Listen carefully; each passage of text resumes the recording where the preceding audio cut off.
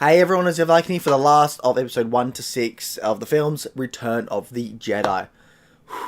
Second most emotional film for me after Revenge of the Sith. This film, especially since it combinates 1, 2, and 3, 4, 5, and 6 into like a fantastic ending. I think, I love it. I absolutely love it. Now, it is stronger because of it being a special edition. Now, I love the special. I actually like the special editions more so than the originals. I have seen the originals, and while I enjoy them, after 1, 2, and 3 came out, the special editions really helped connect both universes together. So in this one more so when the Empire's defeated, you've got the scenes of Naboo, Mos Eisley, and Coruscant, and it just helps make the universe bigger, but it just makes it more awesome because it whacks it together. I even like Hayden Christensen coming back. Now, I remember when I first saw it, I was a bit like, oh, I like the old guy, but I also like the new guy. I was actually quite torn, but it makes more sense. So when Vader died, his suit was still a Sith artifact. It was still full of the dark side. His soul was still tainted there.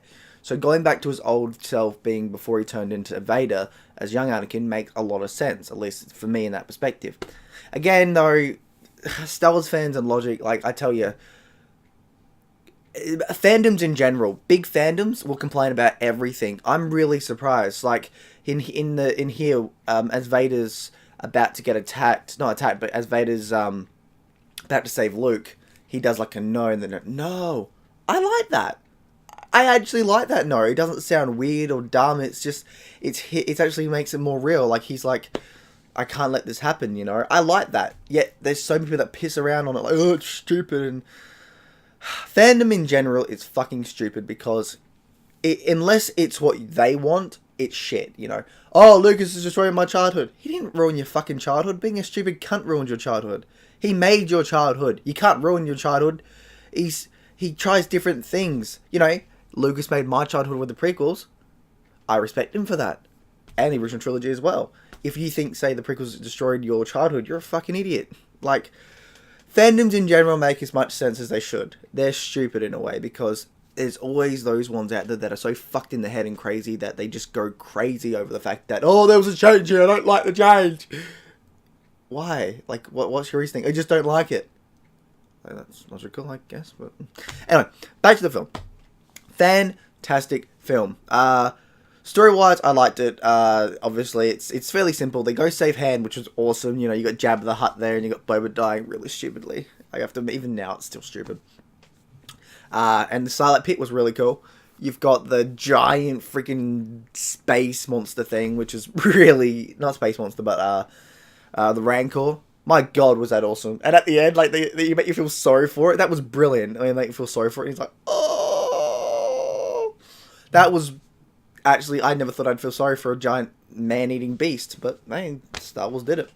Luke finally being a Jedi. Now, I believe this takes place 1 year after Empire. And in that year, there's some weird consistency errors I have. Like, why didn't he go back to Dagobah within that yearly time? What made him go, oh, Vader's actually got a more human side to him? What made him go, what trained him to finish off his Jedi training? I'm hoping, I mean, I wouldn't surprise me if they somehow had a Ashoka or other things coming in, because we know it wasn't Ben, because when Ben comes in, he's like, why didn't you tell me? It's like, well, if Ben helped him out beforehand, you know, they would have had that conversation. And it wasn't Yoda, because he goes back to help train with Yoda, and he's like, no, you're finished. So it's really interesting to see what Disney does with the comic side of things about how he learned to train as a Jedi and become fairly fucking strong. Like, I mean, of course, he's the son of the Chosen One, but still, like, Jesus Christ. That was cool. The whole bit of, like, Endor I really liked, other than the Ewoks. So, it's annoying. Ewoks are cute. I like that. I like how they're also, like, basically low-key, like, cannibals. I like that too.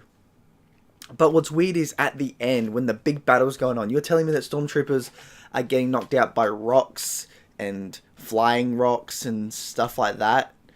Makes no sense to me. Oh, I will say this. That scene where the chicken walker's coming in and it just gets crushed by 2 logs. I love that scene. I do love that scene. But it's just overall with Ewoks, it didn't make much sense. I mean, if you had Ewoks picking up the guns when they fell over and shooting them, that would have made it a whole lot better and I would be 100% fine with Ewoks. But they don't. I mean, to be truthful, could you imagine an Ewok with a gun? That'd be fucking awesome. But they didn't do that, and it kind of kind of dumb. Now, Lucas did fix this with, say, the Gungans when they actually had technology that made sense about how they defeated the clone army, not the clone army, the droid army, so that was cool. He learnt from his mistakes, and yeah, overall, that's the only big downside I have with that film, the Ewoks, which even then it's kind of like, fuck the Ewoks. Fuck the Ewoks. Other than being cannibals and stuff, they kind of suck, and although they have got cool, I do like their buildings and stuff, and their music's pretty cool, but yeah. What else? I actually did like the Leia dynamic, whereas she, like, Leia's just like, she can't tell hand in hand. It's like, are you having a thing with Luke? No, he's my brother. Best reaction when he's going crazy like that. Fantastic.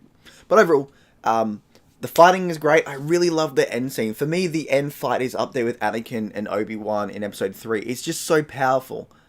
Both sides. I think, to be truthful, the end fights for this one, Vader and Obi-Wan and Vader and Luke, are the best in the series, I think. I do like Empire Strikes Back too. That would be like, basically, Revenge of the Sith, Empire Strike, and Return of the Jedi end fight scenes, #1 spot. Then afterwards it's Empire, and so on. But yeah, and the space battles was cool. You can't hate Lando. You just can't hate Lando. The Emperor, now here's the thing. The Emperor, while I think Ian did a fantastic job, and it's great that he came back, you know, when the prequels came out and stuff, I just realised that he died off in the first film we see him in. He had a small cameo in the Empire Strikes Back, and he has a small, like, name drop. But I find it weird. People complain about the prequels saying, oh, Darth Maul died too easily or too early, and, Dooku should have died later on in the film, and so should Grievous in Episode 3, but it's like, the Emperor literally died in the first film, and he didn't really do shit. He just shot lightning, you know? It's kind of like, I'm just saying, like, anybody complaining about how Star Wars prequels did their villains, it's like, the original trilogy wasn't any better, especially if you consider, like, one of their villains, Boba Fett, who died really easily. It's like a staple now, you know. But hey, acting-wise, it wasn't too bad. Some minor dialogue that's a bit iffy, and actually, to be truthful, Luke in this actually reminded me of Episode 3 Anakin, which was actually really nice, and I like that because Episode 3 and Episode 6 are they're very similar, and I really like that poetry. Yes, the poetry thing. I actually like that poetry, how you don't know if Luke's going to go to the dark side, and he uses his family to come to the light, when in vice versa, Anakin came to the darkness for his family, and he came to the light for his family. I love that. And that sequence when the Emperor's just shooting his lightning, you can, after watching Episode 3, you can't help but think that Vader's thinking of when Mace Windu was doing that, and you can't help but feel like it's just fantastic poetry, you know. Beforehand he picked the wrong side, now he's picking the right side. He's saying F you to the Emperor, you know, before he said F you to the Council, and it's just, I love that. I really love that poetry side of things, and it really makes me just, I love the storytelling in this. Fantastic storytelling. Absolutely amazing, and overall, this film comes together, and it's one of my favourites. It's a solid 9, okay? Solid 9. So, if you go by my ratings, Episode 4 was a 9, Empire Strikes Back was a 10, and Episode 6 was a 9. Of course, if you look at Episode 4 as in being the start of Star Wars, it was a 10, but for me personally, compared to Empire and Return, it's a 9. And then if you look at my prequels, was basically Episode 1 and 2 were 8s, and Episode 3 was a 10. So, that's why I say that even though I like watching the prequel trilogy more so, this one's more coherent by, technically one, from 8 from 9 sort of difference. So it's not a big difference if you go by certain scores, but yeah, I gotta admit, that's basically it there. But I loved it, I love this series, I love it, and yeah. Let's move on to some deleted scenes. Alright, now, deleted scenes. So there's actually quite surprising, there's a lot of deleted scenes that I would say puts Return of the Jedi on par with, say, Attack of the Clones, with how much depth is actually put back into the film from deleted scenes. First up is Vader's arrival, which is very similar to how it is in the film, just slightly extended with more shots, really, and him walking away, and then there's a bit where you see him in his like bubble from Empire, trying to reach out to Luke. Now, this is a great transition because Luke's in a very dark cave, symbolizing basically the dark side reaching out to him. But also, he's got his coat on and such, which makes him look like the Emperor from like how he is in the prequel. So I find that interesting because it's a really, You know, the dark side's reaching out for him as he's building his lightsaber, which is even another great thing. Because I really like that, because you can only get to see him make it, but there's also that bit of the dark side reaching out to him, which helps later on, where it's like, is he going to turn to the dark side? Of course, we know the answer to that, but in here, it kind of adds a bit more depth to it. Although I can understand why they kind of cut it out, because in the film, it is a bit of a surprise when he's got his lightsaber, and it's his green one, because at the time with the editing, you're like, oh, that's cool. Because then this scene goes straight into the scene where C-3PO and R2-D2 are walking up to Jabba's palace, which is good. Then there's a sandstorm afterwards, which is adds a bit more to why he changes his clothes, because in there, his skin starts to peel from his wrist, starts to peel off, and that's when he puts the black glove on, which is cool effect. And a bit more character development, stuff like that, them talking and all that, which I thought was nice. I can understand why they cut it out, but I think some sequences from that film, that sequence could be put back in. And then there was Rebel raids on the bunker, which I actually enjoyed. It was just a bit more action, you know, and I like that. I like a bit more action. It just extended the scene a bit. I was fine with it. I reckon you could put it back in, but yeah. And then you've got the Jared conflict. I really wish this was in the film. I know it goes against the whole grey in between era that the Empire of what George Lucas wanted, because George wanted the Empire to be bad, Rebels be good, and that's it. There's no in between. He didn't really do in between evils until the prequels.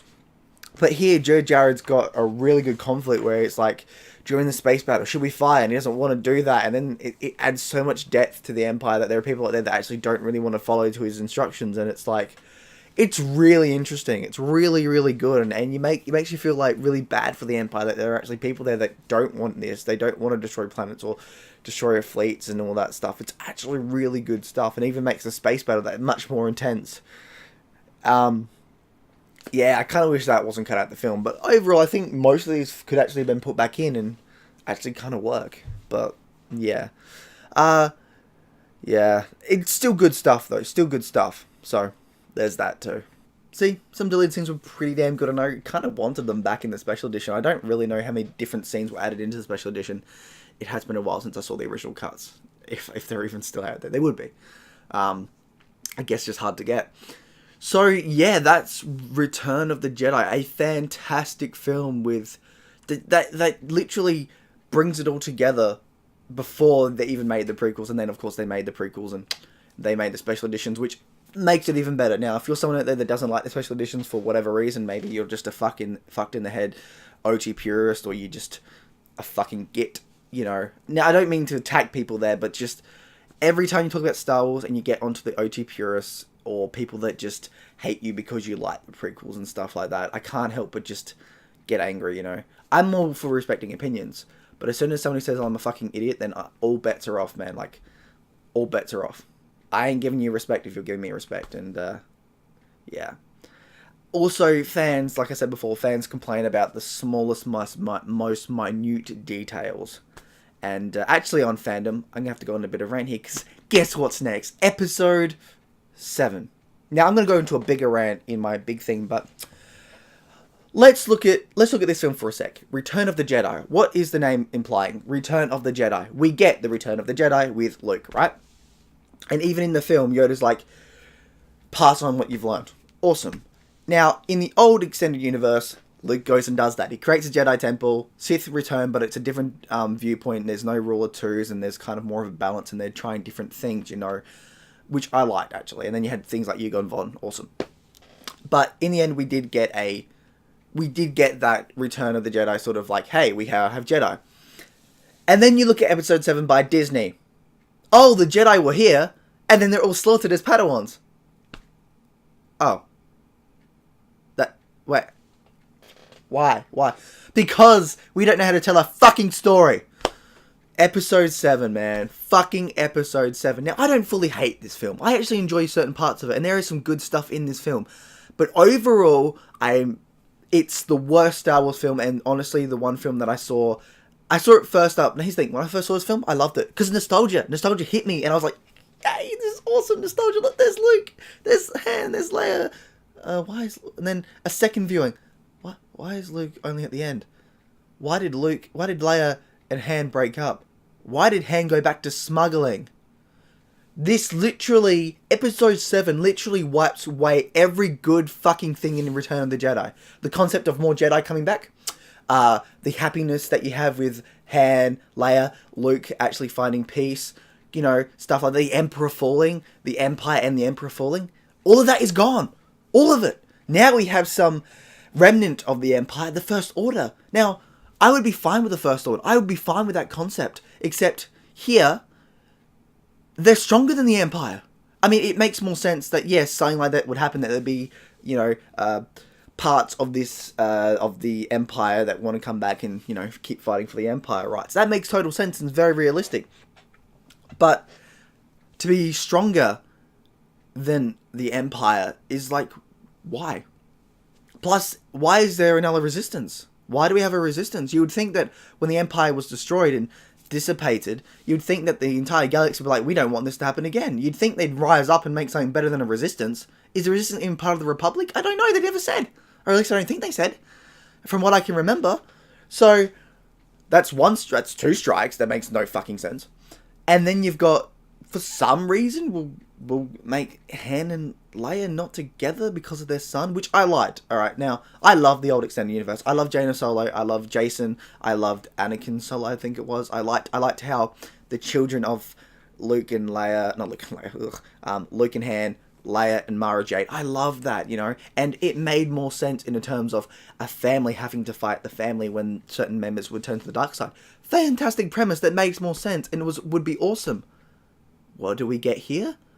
We get Ben Solo, and I actually like Ben. I think he was the most interesting character in the film.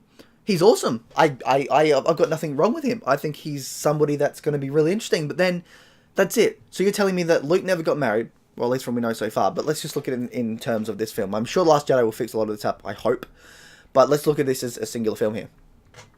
So, Leia and Han only had one child from the looks of it. Luke never seemed to have had children, at least it's never mentioned. And so already that film, even by the end of it, makes it feel like there's nothing. It feels like it's gone from able to spread out into its own thing into nothing. One of the best parts of the universe was the extended family. Now, it's only Ben. Possibly Rey, but I don't think so. I don't think they'd go that route. But even if it is just Rey, it's like, alright, so what? We got 2 children. Really? You know how much more stronger it would have been if there was more? And then you've got a stormtrooper who, on his first ever outing, decides to defect. And then, like, a Starkiller base and... man. I'm gonna rant a lot, but... that's what I remember. The only good thing about The Force Awakens, from what I remember, was Kylo Ren, and Ben Solo, and Kadana. That was it. That was only good things. And sort of Starkiller base. I'll get more into that. But yeah, and... yeah, you can tell that I want to rant. I want to keep ranting, and I really do, but I'm going to leave it up for a hopefully long video after I watch the Force Awakens. But yeah, just know that it's not pretty, and take what I've already said, but yeah. Worst Star Wars film, absolutely. But Return of the Jedi is fantastic, and one is the best, and honestly, it's a fantastic film that you should see. If you're going to see anything, see the first 6 films, alright? 1 to 6, fantastic films, all of them. Yes, all of them. Fantastic films. They're imaginative, they're inspired, and they're their own thing. Unlike Episode 7. So yeah. But now I gotta go watch Episode 7. Although on that, I do think The Last Jedi will make Episode 7 seem more tolerable. But I don't know if it's going to fix it. Of course, I'll have to look back at 7, 8, and 9 when the whole trilogy is finished. But as of now, Episode 7, I never feel hyped for it, and it disappoints me every time I see it, to an extent. It's still fun and enjoyable in certain areas, but yeah. Anyway, Aussie Viking out for a keep ranting. I shall see you on Valhalla, and in the next video for Episode 7.